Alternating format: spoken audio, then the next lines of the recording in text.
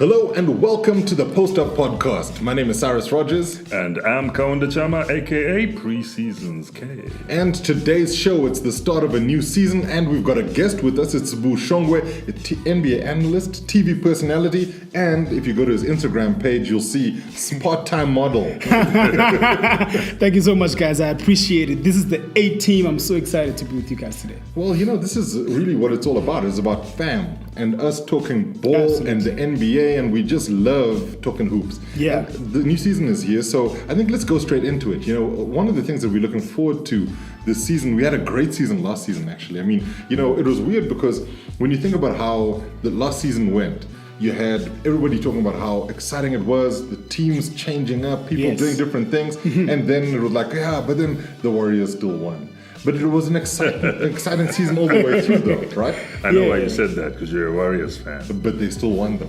Everybody came to play, but And they're still going to win, too. You know? And this is the other thing. So you fast forward to the 2018-2019 NBA season, and excitement is high. Everybody wants to see the rookies. They want to see what's happening with the sophomores. They want to see what's happening with the changes in the teams. And the Warriors will probably still win. But nobody's hating on that, right? No. Yeah, we want to see the other teams. What can the other teams do? We want to see Houston, you know? Yeah. We want to see Boston. Yep. We want to see the Sixers. There's so many exciting teams, so many exciting you didn't even players. start with the Lakers says to me that you already know what you're going to get. So you're a Lakers fan. Let's tell everybody who's listening. You're a Lakers fan first and foremost, right? Yes. And now the Lakers have LeBron James. I'm assuming you're now like an uber Lakers fan. Well, I'm a first generation Lakers fan, along with my homeboy Kaunda Chama here. Straight up. Everybody else who's jumped on this bandwagon is obviously second or third generation. So yeah, let's just get that out of the way and make sure we are clear. Not just like a newborn Lakers fan. Yes, we have to be clear on these issues. But I'm really excited about the addition of LeBron James. I think Tinseltown is excited.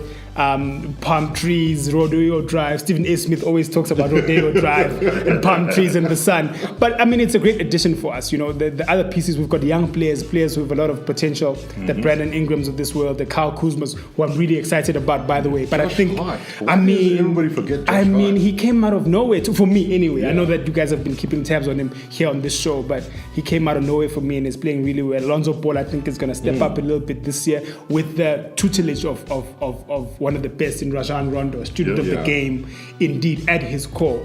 But I'm excited, man. This team looks exciting. I don't think that we're going to make a deep postseason run, but I think for the most part, the season is going to be exciting for us. I mean, Kaunda, you know, you're always going on about A, LeBron James, B, the Lakers. Yeah. Now you can just talk about them in one breath as opposed to, you know, having to separate the two. Let's take it to the entertainment sphere. This is like what happened when Beyonce married Jay-Z. Okay. So you're a Beyonce fan and then you like Jay-Z. Then it just happened. And then they had kids. Then they had kids. You're like, wow. My God. So what are the kids? The Lonzo Ball is the child. And then you adopted a child. Lance Stevenson is adopted. The family is just growing. But on a real, Cyrus, to me, that's one of my exciting things to watch this season. You saw what LeBron took. A team that a lot of people didn't even rate, he took them to the to the championship round. You know, they didn't win the championship, but he took them to the finals. Now, this Lakers squad that he's got, it's got youth athleticism there in the likes of your Kyle Kuzmas, your Lonzo Balls, your Brandon Ingrams and that. And then he's got a bit of, you know, semi-veteran talent there in your Lance Stevenson. He's got Kentavious Caldwell-Pope. They brought in JaVale McGee. I mean, the fact that you said Kentavious Caldwell-Pope in just one go, you have been practicing. Practicing. You are ready for the new season. I told you, he is first generation. Kaunda Chama, ladies and gentlemen, is first generation Lakers. And when I look at 2008 champion Rondo, Rajon Rondo, will be basically mentoring Lonzo Ball. I mean, it has been said in the media that Rondo might be the starter, then Lonzo will come off the bench, which would be great because Lonzo's won a championship before. Rondo. Rondo, not Lonzo. No. Rondo has won a championship before. Yeah. And he is an assist machine. If you've seen his highlight reel, him playing alongside the likes of Kevin Garnett and Paul Pierce and Ray Allen, you saw what he could do. Yeah. And I think there's still a lot of that still left in him, and I think he can pass that down. And I think just that makes the Lakers an exciting team to watch. There's a couple of things. I mean, look, I agree with what you guys are saying, but there's a few things that this is, presumes, right? A, that Rajon Rondo is the kind of guy who actually teaches young kids, and B, that Lonzo's the kind of guy who's going to learn from a Rajon Rondo. So we're hoping that the personalities work, right? I mean, that's basically what what all of the guys are really looking forward to, and the fact that we had some Lakers royalty here over the NBA Africa game really just shows how excited they are about the new season. You had their GM here. Rob Pelinka. Rob Pelinka was so excited about. I mean, he couldn't stop gushing about the LeBron effect. Of course, because in essence that's what LeBron does. I guess in a way, isn't it like suddenly if it was a movie, you were the nerd, and then the cheerleader fell in love with you. Next thing you're at the prom, and who knows, you might get married. Absolutely. So this is yes, sir. I guess this is how people are viewing it. But let's sort of structure the debate a little bit more here, because I think one of the things that we have to look at when we're looking at the season overall is to separate into the conferences, right? Yeah. Now, let's start with the West, because I think that's basically where a lot of the major battles are going to go down. Yeah. The Lakers have got a lot of work to do in order to try and make the postseason. Yep. But it's tough to see how they'll fail to beat the likes of the Timberwolves and the Nuggets and the Clippers. I think they'll beat those teams, and they have a good chance of making the postseason. But who do you think are the front runners in the West outside of the Golden State Warriors? Well, I think right now we're almost saying Golden State Warriors are a lock for 1 or 2. With the point that you're making, I think the Lakers are only going to beat those teams if they make the 3-ball. Okay. Dependent highly on their 3-point on their 3-point shooting, because they were really not a very good 3-point shooting team last year, and obviously with the pieces that they've added now, it doesn't look like the push from Magic Johnson's side and Rob Pelinka's side, and obviously Luke Walton was to get players who can shoot the 3. So I don't know how that system is going to work, but it's dependent on them. Well, I guess maybe the system is put the ball in LeBron's hands. Right? I suppose, and everything will, and I suppose everything will happen. Don't forget, with the exception of Julius Randle, who the lost to the Pelicans, they have actually stepped up defensively. Yeah, that's true. If you look at LeBron, you look at Lance Stevenson, even JaVale McGee, those guys are quite efficient defensively. Yeah. So don't just look at the 3-ball. What if they're defending the 3-ball? True. So if they're limiting other teams from getting high points, they could win games that way. But obviously, the way the game is played right now, they gotta work on that. I agree with you. I think it's such a fast league, man. It's such a fast-paced league, and if you look at all these rule changes, for me, it just points to one thing: the fact that the league and Mr. Adam Silver himself is trying to speed up the game. I think it's better for the fan experience. So I'm saying to you guys that LeBron James coming down the floor, he's a locomotive. He's 6'8", 230, 240. He's coming down. He's going to find somebody. He's either going to drive or dunk or find somebody. When he finds you, can you make that shot? And that's yes, I see the defense, but I'm saying also at the end of the day. Been the problem with the Cavs though, because he was getting into those positions, passing the ball out, and J.R. Smith was passing the ball back. So it just, you know what I mean? Sometimes it's not even enough.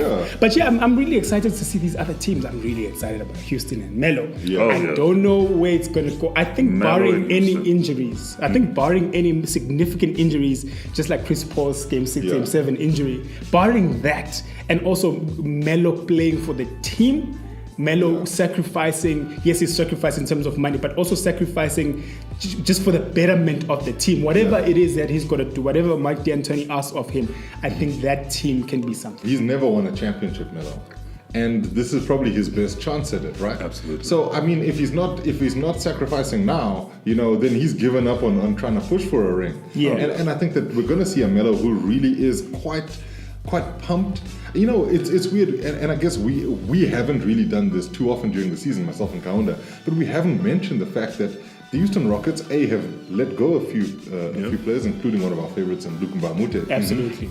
But Clint Capella's still there. Yep. And this man is so important to their cause. So, keeping Capella there on a fairly good contract for the Rockets, is a big deal for them. So, Eric Gordon's still around. Obviously, James Harden, the reigning MVP, is there. And Chris Paul will be back and fit. And so, that's a good unit. But what about teams like... we also almost know exactly who's going to... That's the top 2 teams in the West, right? The guys below them. Because we forget that Portland finishes the number 3 seed in the West, and then they were swept by the Pelicans. Yeah. Yep. You know, so what about teams like Portland? Have they done enough this postseason to try and really get to the level of a Warriors or maybe not the Warriors, but not like the a Warriors Rockets even. but nah, I don't even think they're at the Rockets level. I think they'll be mid-tier. You know, they're not exactly going to be right there near the bottom, but they're also going to. So they'll make the playoffs. They'll make the playoffs. So they'll like make maybe the playoffs. a 5th or a 6th seed. They're always good, just never good enough. Yeah, they That's haven't the thing bulked up enough to be able to like say they'll finish like the 3rd seed or the 4th seed. Yeah. So that could be 6th, 7th seed. Yeah, and the biggest reason for that, guys, is that Portland about 2 years ago, and that summer they gave really, really big contracts to guys like Evan Turner, all these guys, and now you're strapped for cash, and you obviously being the biggest salary is going to McCallum and Damian Lillard, rightfully so, and now you're giving Nurkic an extension, so you're a bit strapped for cash. You can't really move around, but at the end of the day, they're going to have to make do with what they've got, and hopefully this is not another 4th or 3rd seed finish in the West and then getting jumped out of the in the first round. But I think that's when you start looking at who could actually displace them as the number 3 seed, and I think maybe that's where the Thunder come in. Right? Oh, yeah. Because I think we'd all agree that the Thunder underperformed last season with a lot of the firepower that they had. Although, Andre Robertson is not known for his scoring, but he was missed on the defensive end. And I think that, with another season of Paul George and Russell Westbrook playing together, you could see a better Thunder team. Now that they've also added Dennis Schroeder, in fact, Timothy Luwawu-Cabarrot. They just added him. Very exciting, very exciting player. Yeah, I would agree with you, except the Utah Jazz play in the West. Okay. And so I Donovan Mitchell, think they're even more hungry than ever right now. They prove to themselves, not just to the league, not just to the fans, but to themselves, that they can actually do it. And I think Rudy Gobert winning defensive player of the year, and Donovan Mitchell coming into his own as a rookie, being the first option, being the guy they give the ball to with 5 seconds left on the shot clock to take over the game and to win the game for you says a lot. And I think also the supplementary pieces. Thabo Sefolosha is going to miss a bit of time because of the suspension, but I think from a defensive standpoint, he's going to come in and give them a boost. Ricky Rubio is still really in the prime of his career. Yes, he's actually gotten better. He's gotten much better. We know what is the difference now with him is he plays to his strengths. And a 48-34 record last year says a lot, and I think they're going to be great. I think they're going to occupy that number 3. They've still got the likes of Joe Ingles still there. You know, it's a good squad. I mean, I was going to say, but the Suns might surprise us, guys. I'm a big Ayton fan. Yeah. And don't forget that if you ask yourself, where did Ryan Anderson and Trevor Ariza go? They went to the Phoenix Suns. Absolutely, veterans. So you got now they've got some. Like they've still got Tyson Chandler up there, right? Yeah. Now that they've got your Trevor Arizas, your Ryan Andersons, you got your Devin Booker in the backcourt. Yeah. They've got a very promising rookie. In DeAndre Ayton. So I'm not saying they're going to be like 4th seed, but they've got a chance. The thing is, with the Sun, they might come in at the 8th seed and meet the Golden State Warriors. That's the problem. That's your biggest issue. The fact that they make it to the postseason, I mean, a win. They have been possibly the worst team in the NBA for a while. For maybe like the last 3-4 years. Besides the Brooklyn Nets. You know what I'm saying? Yeah. But even the Brooklyn Nets are actually making strides, just a little bit above the Suns. And don't forget that they also brought in Michael Bridges as well, the other rookie. So they've really, I think they've managed to put together a fairly solid team. It's so weird because we talked about Ryan Anderson and Trevor Ariza going to the Suns. We forget that Marquise Chris has gone to the Houston Rockets as well. Another strengthening point for them. So the Rockets have got a lot of different options. They do. But I think one of the other things for me, because I like the Suns, I think Ayton is definitely going to make them a lot better prospect going forward. They've had so many players that have just been there or thereabouts. Josh Jackson is somebody who I think we haven't seen the best of him yet. And in fact, it's a topic that we spoke about a lot, Kawanda. The idea that last season's rookie class was so exceptional, like maybe 5-6 players from that class, where you're looking at the likes of Ben Simmons. Okay, I suppose Ben Simmons is second year, but Lonzo Ball came out, broke records. You had Kyle Kuzma. Kyle Kuzma come out and become a breakout star. Donovan Mitchell. Dennis Smith Jr. at one point was possibly, and then you forget that guys like De'Aaron Fox, Josh Jackson Yeah. were good. Were good. In fact, as rookies go, they probably had better rookie seasons than Malcolm Brogdon, who won Rookie of the Year the previous season. Yeah, You know? Absolutely. And so Yeah. I think players like Josh Jackson will come through, and you'll see that a lot more at the Suns. But for every Josh Jackson, there's a Dragan Bender, you know. But that's always been the Suns' problem. You know, that when you look at that, they had guys that they relied on who just weren't delivering. And I mean, there's no disrespect, but I think Dragan Bender would be one of the first players to say he hasn't played to the potential that he has. For sure. I just think though that when I look at it, you know, there's teams who are sort of outside chance of making the playoffs because there's 8 teams that got to get in there, right? And you've got teams like the Denver Nuggets who were so unlucky last season. They have a fairly good roster. In fact, when you look at the guys they've brought in, you know, the first name for me is Isaiah Thomas. Yeah. But then outside of that, guys are coming back. Will Barton is doing his thing. Nikola Jokic is so good at that team. And then you've got the youngsters in Jamal Murray and And you've still got Paul Millsap just by Gary Harris. And Yeah. then Millsap is back because he just came back You from still have Millsap, so they're looking pretty good. I think also Isaiah Thomas, like as I said earlier, he is coming off a very, very tough season. Yeah. Actually 2 seasons. So now you're back at that underdog stage where it's almost like nobody actually knows you. And I think he relishes that. I think he likes that. I think he gets motivated by that. And so I think we are about to see either an overachieving Isaiah Thomas or a guy that's just going to be a regular NBA player. But I'm hoping that it's the former. It's the overachieving. It comes down to the coaching though, right? Yeah. And does Mike Malone have what it takes to bring the best out of Isaiah Thomas? Because Brad Stevens was able to almost hide Isaiah when it came to defense, but promote him when it came to offense. You know? And so they've got to, I mean, the Nuggets are going to have a lot of work to do in order to maintain that because they don't have a big squad. You know, like Millsap's fairly big. Yeah, Millsap's very big. The Jokic Joker's is fairly big. But those are just 2 guys. You know, you've got another.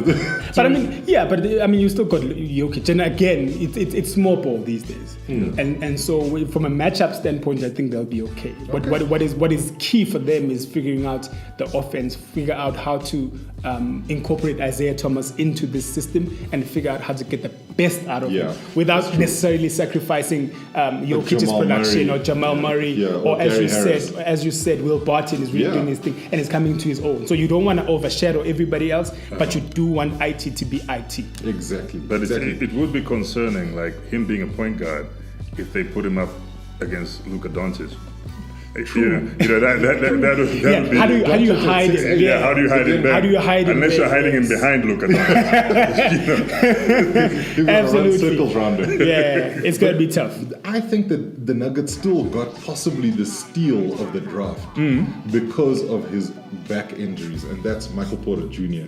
And he might not play the season. No one knows what's going to happen because there's back surgery and what have you. They say that they've managed to sort out the problem, but you never know until you know. Absolutely. And I think he's just got the potential to become something really major. So I think that was also a good gamble because it's not as if Denver's out there saying, no, we want the championship this year. They've got time, right? Yeah, they've got time to build. Yeah. And virtually no expectations gives you a really, really good 2-3 years to build your team. Once you start going 5th, 4th, 3rd, possibly seed, then we start having expectations. So I think there's that. So teams that you think from the West, because I think we've got to go across to the East soon, but teams from the West that you think might not make it to the playoffs? I mean, it's possible we haven't mentioned the Sacramento Kings. In fact, I don't think anybody from the Sacramento Kings would be like, yes, we're definitely making the playoffs this year. They would say that, but I don't think they would necessarily mean it. We haven't mentioned the Sacramento Okay, I mean, let's Kings. I think Vlade Divac is still rebuilding, with all due respect, and they've got some nice pieces. They've got some nice pieces, but still, the Wild Wild West is the Wild Wild West. Yes, it really is. But I feel that if there's a team that could possibly, really shock us, look at the guys they have there. So they've got Marvin Bagley III, who people have said has been one of the best players to get picked up in the draft. Bogdan Bogdanovic can actually play. We know this. He can. Willie Cauley-Stein has his moments, though. The more off moments than on moments. More off moments. Yogi Ferrell is there. He was at the Mavs, and he showed it as a really good skill. Yeah. Darren Fox is there, and you know what I said. Darren Fox is a great rookie, and the biggest difference maker for them is going to be Buddy Hield. Yeah. Buddy Hield needs to be at a different level, at a different mindset altogether this season. If they're going to have any type of success, I'm not even talking about making the postseason, I'm talking about wins and losses, regular season stuff. These guys are going to be fine. Definitely. They're going to be relatively good if Buddy Hield is operating at a high level. Exactly, and we're not even talking about the likes of Iman Shumpert who joined them, Zach Randolph, having that veteran experience. Sure. Because there's the likes of Scal Labrissiere, who I really like as a player. He brings a lot of versatility. But I guess it's the Jekyll and Hyde nature of that team that, they're very bad most of the time. So more, Mr. Hyde than Dr. Jekyll. Yeah. But then, does that mean, so they're going to miss out? Are we saying the Suns miss out on the playoffs? So you had said that they might make it? If they make it, it'll be the 8th spot, and then they'll at visit the expense of somebody like the LA Clippers. Yeah, who we potentially haven't the mentioned. LA Clippers, and I don't think Memphis is going to see the postseason. Yeah, I don't even think the Clippers are going to see the postseason. It's tough to write off both of those teams because they've got good veteran players on those lineups, and I mean they're no much. Okay, if we look at the Clippers, right? They've got one of my favorite African players, Luke Mamute there. He's Mr. As you were pains to remind me, he told me that he's a two-way player. Absolutely. You remember he told you he was yeah. a two-way player. and he's Mr. Intangibles. He'll be on that court and he's not putting up big numbers, but just his presence is making the team do that much better. But if we look at the Clippers, we also have to look at your team, the Pelicans. Yeah, but this is my point. I think the Pelicans are going to make the postseason. Yeah. I honestly Definitely, don't see they are. how they're going to miss out. It's just that when you look at it in almost in a comparison, because let's stay with the Clippers for a bit. The Clippers have got Avery Bradley, known for his defensive work, not necessarily the offensive stuff. Yeah. Yep. Patrick Beverley's coming back. Patrick Beverley seemed to show a lot better till he got injured. That's a two-way player And as well. he can play fairly well. Yeah. Lou Williams is there, so he's got the ability. Milos Teodosic had his first season in the NBA, and that was pretty good. Yep. He wasn't going to be Rookie of the Year though, but he had a good season. But then it's the other bits and pieces. Oh, and Tobias Harris, another good player, as well as Danilo Gallinari, MVP from the Africa game. He can score. But Yep. there's always question marks around these guys. Marcin Gortat joined the Clippers. But what do they give you? I mean, they give you height, they give you, fear factor, but other than that, Yeah, it's just for this Clippers roster is good, but it feels like there's nothing to write home about. We can't take one guy or two guys and say, listen, these are the guys. Or even if they're not the guys right now, like I said about Buddy Hield, we can say if Buddy Hield, pumps it up a little bit, then we can see something different in Sacramento. these guys look like a thrift shop. With this team, look. it looks like 12 role players on one team. On a which is real, tough. let's look at it for what it is, right? Now the game has sped up quite a bit. It's much faster than what it was in the mid zeros, right? Yeah. Or in the early zeros where they were still playing that big man ball. Now because it's gone small ball, it's gone faster. And if you look at the Clippers lineup, there's a lot of big guys there. Yeah. And Slow a lot guys. of, if you will, old guys there who are much slower than they used to course, be. yeah. So if you have those guys running with the Warriors, they're gonna get left in the they're gonna dust. get It's left going to in be the a dust. problem, yes. Even if they, by some miracle, they add Jimmy Buckets into this Yeah. team, They'd you still still have the don't same have issues. enough. Yeah. You still don't have You enough. still have these role players, Yeah, like you said. you see what I'm saying? Yeah. So it's tough.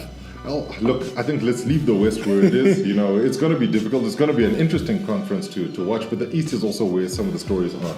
And, I mean, you can already tell who's going to struggle this season, although Kaunda is putting his money on the Orlando Magic for some reason. They're gonna make the postseason. Oh my 8 seed, God! 8 seed. This again. Orlando Magic 8 seed. I'm giving them 8 seed. And we Boston, But doesn't it feel and then like, it's over. But it's almost possible though, and the reason why I might be leaning towards maybe the Magic doing something is if we had to pick the top teams in the East, we could pretty much just single them out almost immediately. Boston Celtics might be the number one seed. It could be a toss-up with last year's number one seed, the Toronto Raptors, right? So those two are basically in. Then you look at the other teams around them and you're like, okay, fine, the Bucks will be there, the Pacers will be there, the Sixers will be there. That's 5 spots. Then the Wizards will Right? be there. The Wizards should be there. That's 6 spots. That leaves you 2 more spots. Yeah. And then you've got the Heat fighting it out for one of those 2 spots. You've got the Cavaliers fighting out for one of those spots. The Pistons fighting out for one of those spots. Yeah, Detroit's gonna take the 7th. So let's lock Detroit for 7. So, I mean, I'm not even sure if I'm going to do that because I think the Cavs might do better than the Pistons. But you're literally looking at two spots that could go to anyone, so why not Orlando? Yeah. That's what I'm talking about. Why not Orlando? So it seems a lot less outlandish. Yeah. Yeah, I think you guys might. I think you guys might be dehydrated. We need some water, just to get the juices flowing again, just to think a little bit. What about the Pacers? Pacers guys. No, the Pacers are. Oh, you counted the Pacers. We counted them in on that. Like but then you still have. Who else would you put? The Heat have been making the playoffs. Miami, regularly, yes, right? Miami might be there. But they've got their challenges. Dwayne Wade is not going to be that guy. Right? Yeah, I mean, this is last. If they get Jimmy Butler, which is what the talk has been, it's possible that they'll push. Yeah. But you also look at that Heat squad and you think, okay, fine, role players galore, pretty much the same as the Pistons. And that Heat squad, we love Bam Adebayo. We love that guy. But it's the other guys around him. Kelly Olynyk, guys. I mean, my disdain for him. You have a big problem with Kelly Olynyk. It was from the time that he dislocated Kevin Love's shoulder. Yes, that's an issue. Yes, for me. You haven't recovered No, since. I can't. I love Kevin Love, right? But then, so you've got Tyler Johnson, fair player. Wayne Ellington, fair player. Goran Dragic, one-time All-Star, good player. Derek Jones Jr. can dunk. We'll leave it there, and the list just keeps going on. Just leave the Heat alone. Yeah, look, I mean, and so will the playoffs. Listen, this is the thing. You need Dion Waiters to step up. Yes. A little bit more. I like Waiters. I like what he's he got did. the attitude. I like what he did last year. He's got that dog mentality now. Barring any injuries again. Yeah. And then the big question mark is Hassan Whiteside. Yeah. Is Whiteside going to come back this season rejuvenated? Mindset change, mentality the about Africa winning. game does that. Yeah, I was Just about to remember, say, one of the things we Africa always bring up game in the does that to podcast people. is that guys who play in the Africa game tend to have good seasons. Just like Oladipo. Yeah, just like Oladipo. Yeah. In fact, the list. Giannis as well. Yeah. Yes, actually. Joel just played in his first one now, but he was here last year. Absolutely. And so he soaked up a He lot of became that. an all-star. Lukumba Mute, one of the best plus minuses of in fact in NBA history. Other than Nikodala, it's probably Lukumba Mute. And so you see what the I'm African saying? game rubs off. does. Some good energy. You're going to see what So for Danilo's everybody- going to do in this regular season. For everybody who's listening, come to Africa or come to the Africa game. That's it. Your game will change. We've even told the players who were here. Maybe you don't know this, but the Africa game makes stars. Yeah, you had receipts too. You Yeah. said, look We at got receipts. Giannis, We got look at receipts Joel, look at Victor Oladipo, and look all these guys. Yeah. Those are just the top line guys. There are other guys who've managed to still, up their game. Sure. Clint Capella. Yeah, exactly. I mean, Kenneth Fareed, things have gone a bit down from. But Yeah. we digress. Yeah. So let's look at who could really challenge in the East. Our time's running a bit low though. I think we can safely say the top 2-3 teams challenging for the Eastern Conference will be the Celtics, the Raptors. You in agreement with this? Yes, I am. Right. I want to just hear your third one. I think the third team there is probably it's a toss up for me between the Pacers and the Bucks. Because I think those two. Where do you leave The Sixers. Philadelphia in this Oh, conversation? gosh. It's a toss-up between two teams and Philadelphia is not there. Look, No. I must say, Cyrus Rogers. I hope that Philly get better than what they did against the Celtics. Yes. Because they couldn't put those games to bed. They were passing the ball out. They were just shooting bricks. It was the most ridiculous basketball I'd ever seen. Yeah. If the Pacers had faced the Sixers, I think the Pacers would have beaten them. Yeah, the Pacers were more hungry, Right. and the Pacers were more composed. Absolutely. And you can't be more composed than playing the king himself, LeBron James, and going all the way to a 7. That's why I'm saying for me, Yeah. it has to be about those guys. I mean, no disrespect to the Sixers, because I think the Sixers have got possibly one of the best young teams, and possibly one of the best young players in Joel Embiid in the NBA, at all. I mean, he's one of the best players, bar none. But it also comes down to what they do in those tough moments, because that was a high pressure situation and the pressure told. Yeah. They just couldn't get it over the line. Yeah. In fact, if you remember when the streamers started, deploying before the game was done, you remember the confetti was all over the place and what have you. You can't celebrate until you win. Of and course. they didn't even win that game. Of course, yeah. So it's one of those where I just wonder about the mentality, and I hope that they've learned from that. But for me, personally, I think the Pacers and Bucks will be the third team chasing for that number one spot. Right? I'm not saying that the Sixers don't have a chance to go deep in Yeah, the but you playoffs. have a valid point. You have a valid point. Considering that being number one in the East hasn't meant much in the last few years. Because the teams that have won, the Eastern Conference title have, well, not title, but the top seed, have finished at the top seed, haven't really done much. Atlanta Hawks were the number one seed and got dismantled. The Boston Celtics got taken out by the Cavs. Exactly. Toronto Raptors got taken out by the Cavs. Exactly. Swept. Exactly. I mean, it's ridiculous. So you got to look at those teams, and I think those are the main ones. But I think behind them is where things gets really interesting. And like we talk about the Washington Wizards, we have to talk about them because adding Dwight Howard is adding a double-double. And really, when you get to that, it gives you a lot more. Because I think Marcin Gortat was a good player for them. He set good screens, but he didn't really give you those double-double kinds of efforts every night. And the type of mobility and attention that Dwight Howard brings. Marcin Gortat obviously just didn't have that. Exactly. But the biggest thing for me, I really like the addition of Dwight Howard. I'm just concerned about, obviously, I think the Washington Wizards can be a really good three-point shooting team. Beal, Kelly Oubre, even John Wall himself knocks them down. I think passing out of either double teams or the paint or the post for Dwight Howard, being a presence there and causing havoc in the paint is important. He's Dwight Howard, that's what he does. But can we balance that with obviously passing out of that and making sure these guys are because they haven't really played a pick and roll, right? You understand what I'm saying? And so that's the biggest thing. I think once they figure that out, that system starts to gel a bit more. And also just the personalities. I'm concerned. Dwight Howard hasn't really been a guy that gets along with people right off the bat, especially John Wall, Bradley Beal, guys who are stubborn. They've had beef as teammates, but obviously now they're coming together. I'm hoping that bringing in Howard doesn't affect their chemistry in that way. I gotta apologize because to go back, we didn't even mention the Spurs. The San Antonio Spurs. In the West, and I think they're definitely going to make the playoffs. Whether or not they finish the number 3 seed is another story. But I think with the DeMar DeRozan there, it's going to be a big deal. So the Spurs should also be included in that. It might be 8, and then they meet Golden State, like Kaunda says. There we go. So the Cavaliers. Yes. Do we write them off or not? Yes, no, we do. don't. Yes, we do. No, we don't. We don't. Why would you write them off? Why would you write them off? First of all, I'm not saying for the championship. Not for the championship, but the postseason appearance. Why would you write them off? Kaunda wants them in because he's still got a lot of Cavaliers gear and merchandise. There is that. And 15,000 LeBron jerseys. So now he doesn't want to be embarrassed walking around with these jerseys and this merchandance. Let's look at who's taking the leadership role, right? Yeah. You got Kevin Love. Yeah. Obviously, he's going to be the main man on the floor taking this. First of all, they got this young rookie, very promising. Colin Sexton. He's a great player. I like him. Love the look of him. He's got heart. George Hill. Yeah. Good player. He's a young vet. Good player. And I know a lot of people like making fun of my main man, Team Swish. J.R. Smith. For good reason, yes or no? But he does show up. When he wants to. When that 3-pointer is clicking. Yeah. But and this is the thing. So when he's on, right? Yeah. And I guess we see that a lot with him. But when you look at the Cavaliers as a whole, they've got a lot of good players there. Jordan Clarkson. Now, Cyrus, Larry Nance Jr. Larry Nance Jr. We haven't even mentioned.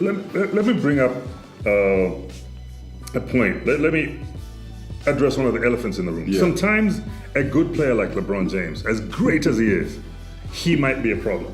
Yeah. You understand what I'm saying?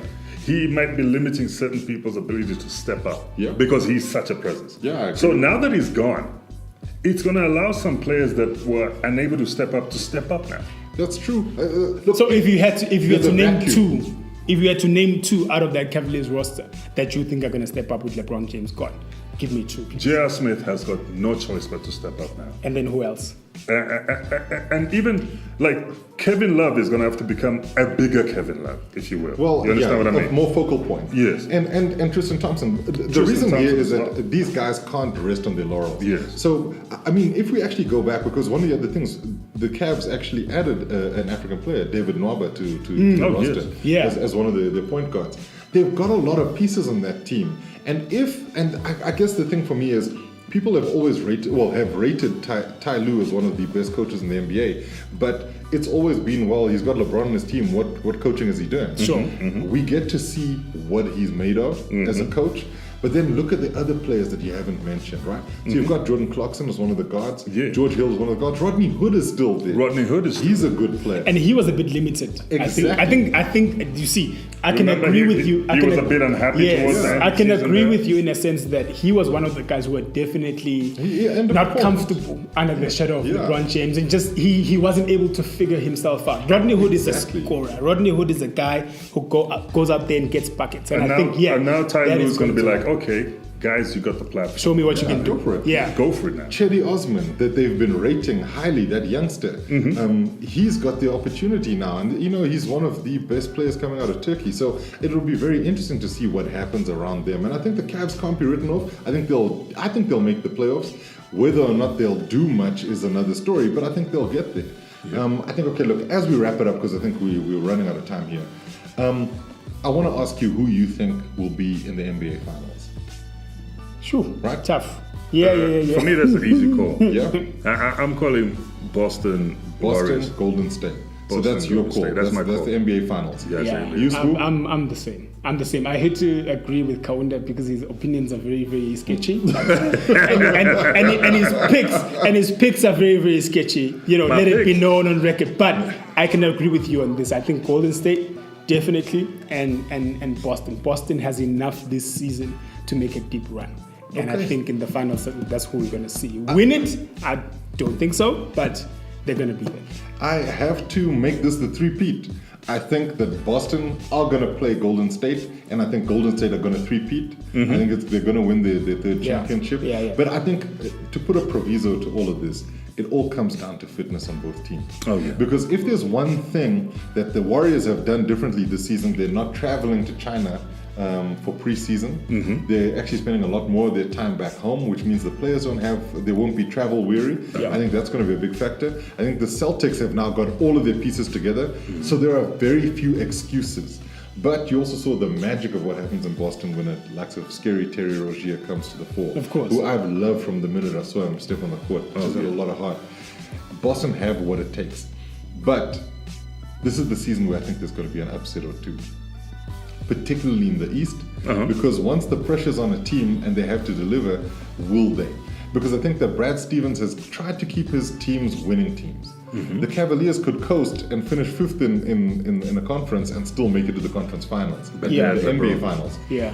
But I don't Yeah, think they had LeBron, yes. Exactly. I don't think there is any team in the East that can take their foot off the gas, because once you do that, Boston better watch out. The Bucks are going to be better. The Sixers are going to be better. The East is basically anybody can do anything. Even the West, because the Warriors are a couple of injuries away from being in big trouble. Yeah. You get Pretty much. Yeah, pretty much. A couple of injuries away, because they've got a great starting five, but the rest of the depth on that team isn't as good as it should be. Yeah, right? yeah. It's not as good as last season or the year before. Obviously, with Javier exiting, Exactly. a couple of guys having David gone. West is now retired. Exactly, You know. and he brought a lot of things. He to that really team. did. That second He unit. was solid. Yeah. in that Well, second unit. look, we're going to have to leave it there. Thank you so much, guys. Thank you, S'bu, for being part of the show. Yeah, It's a pleasure, man. Anytime. And Kaunda, you always bring the heat, absolutely. even though S'bu might disagree with your picks. No, but it's okay. I'll see him in Orlando. That's a good one. Yeah, and thank you guys for listening. The Post Up Podcast will be back soon. Back soon.